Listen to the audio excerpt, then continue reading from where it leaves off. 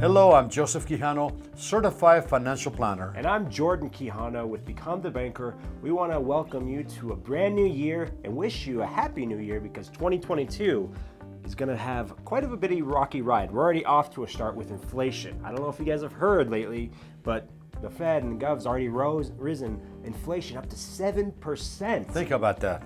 Think about that. When's the last time you saw that? Because I know you've had a few more years on me. I know, I haven't really seen it for years. I know there was always pretty steady at 3% or 4%. 3.5%. And then it actually just almost doubled. So, you know what I was actually thinking is that, think about it like this, okay? In the 1960s, I used to buy 1 gallon of gas for my car.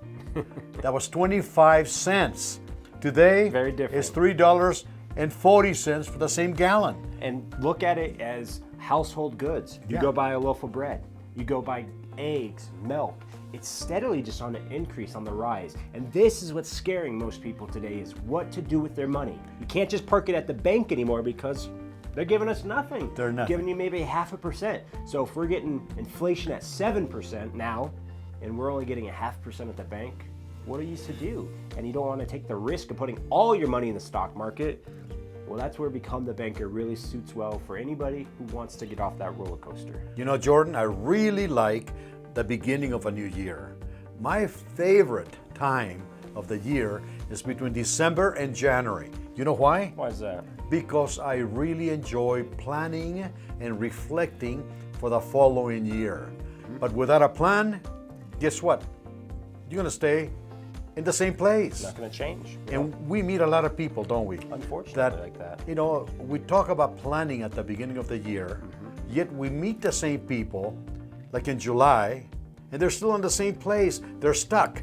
It's true. Then they go to November and December, another year, and they're at the same place that they were the previous January. Which is easy to get stuck, especially with pandemics or anything that is kind of these outer storms that are helping us, not helping us, I say hurting us, get ahead and getting ahead. You know, if you're stuck in a place where maybe you lost a job, a lot of people did. Yeah. You know, maybe you're paying off some of the debts that you're recovering from this pandemic because, you know, not a lot of us were able to go out. And so maybe the pay wasn't the same. So it's just a very rocky place that we got to get forward. It's time to jumpstart where you're at and get past that hurdle. And this is our steps to do so. That's right. So let me give you the first step.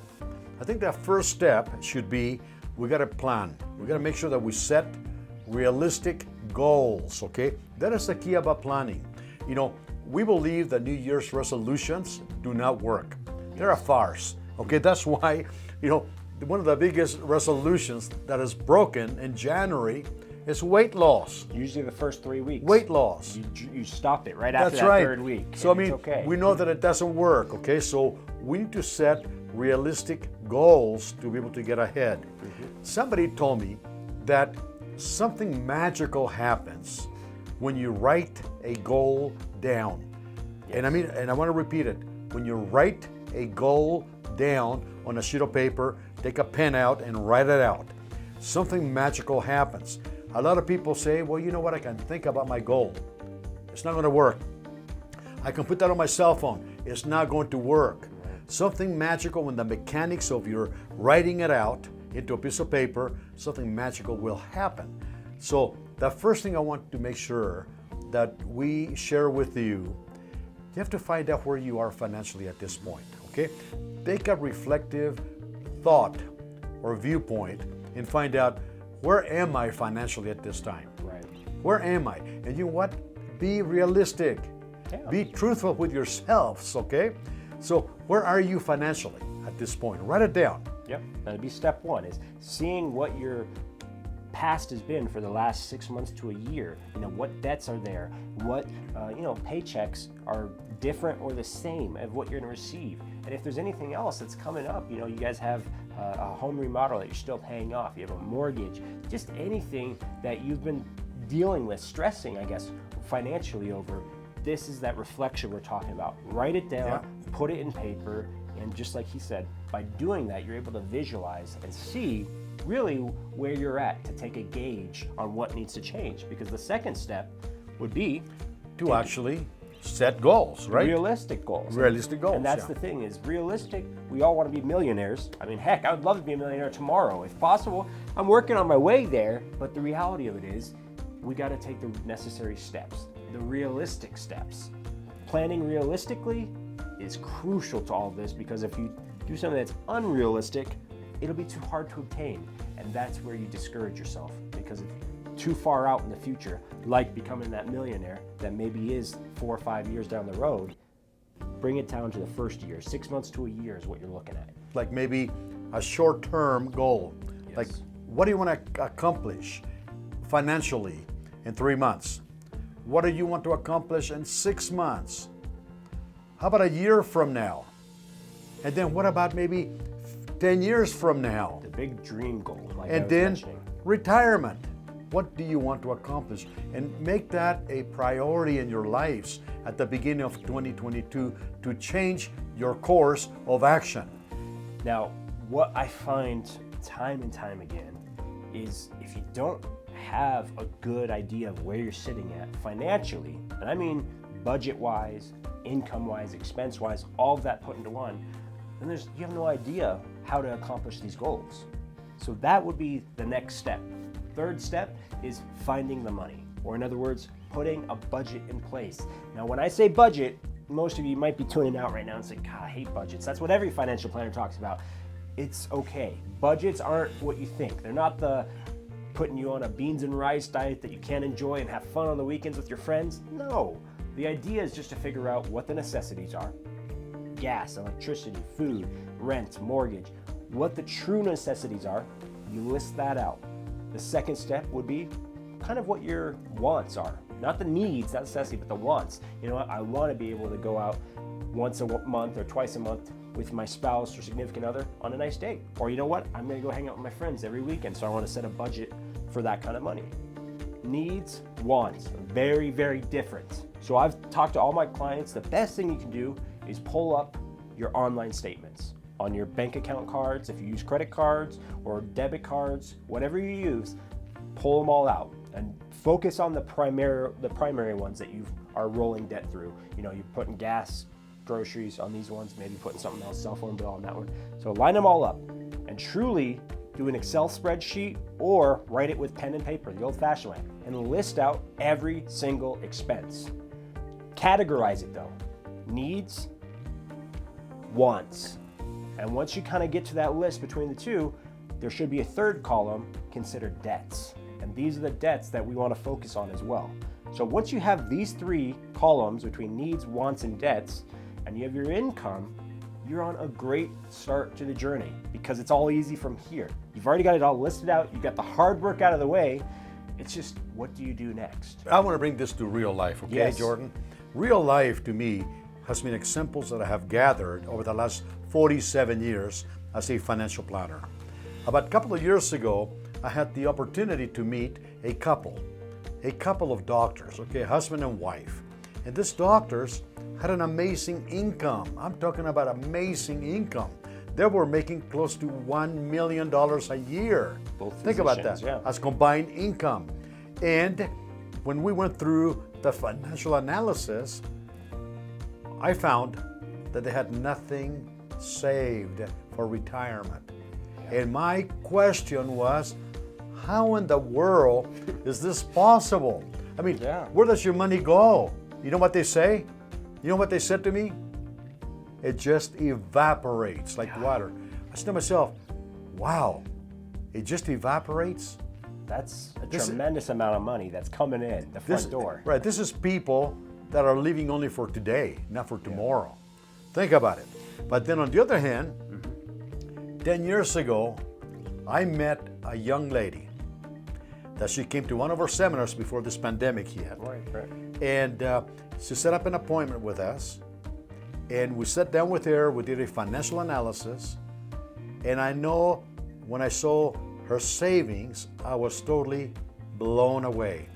She had over $50,000 in a liquid savings account. Closer to 70, actually, if I recall correctly. That's more than the doctors had. Right. Now think about that. So my first question to her was, Marisela, what do you do for a living? what I'm going to tell you is going to shock you. She said to me, I'm a house cleaner. I clean homes for a living. And I said, I immediately thought, well, you must own a company with employees that work for you, right? I said, do you have that? She said, no. I clean homes on my own every single day of the week.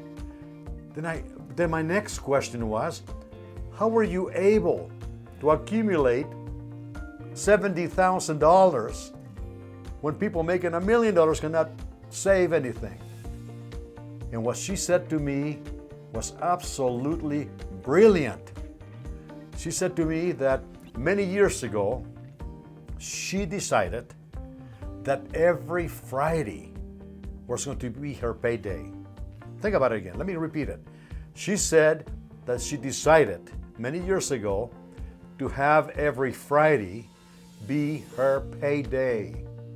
So that means that every single penny that she earned every Friday, she would deposit that at the local bank into her account.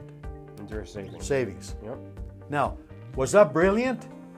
You know, we've been teaching people how to do great financially, and we've been teaching that one of the first lessons that they should actually take heed and really, really understand is to pay themselves first. So these lessons are crucial to take into place. And I think this is where, again, looking at that budget gives you the step in the right direction so you know how much you can pay yourself first. You know that if at the end of the day, more than likely, what I've seen, at least I say 80% of most of my clients, when we do this budget together, most of them have a tremendous amount of more money than they think they have every month.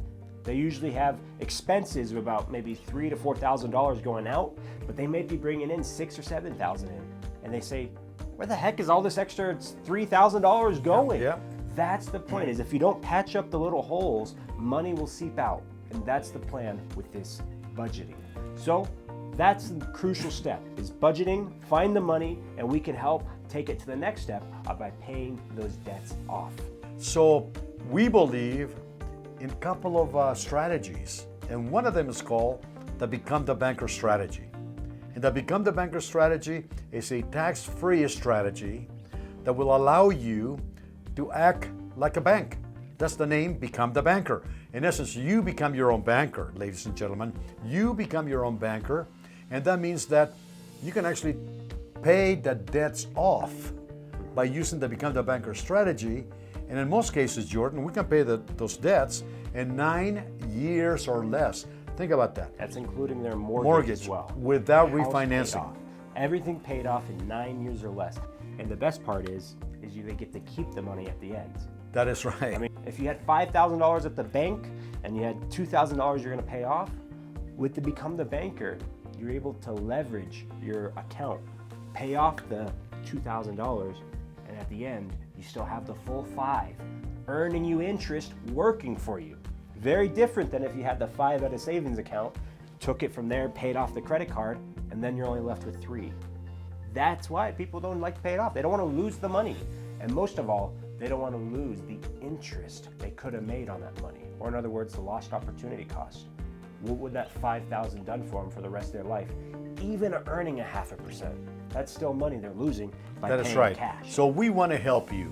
We definitely want to help you get ahead in 2022 or achieve real, total financial freedom and independence. Just give us a call directly at 303-779-6600, and we can make an appointment by Zoom, in person, or by telephone, just to get you back to a good start for 2022.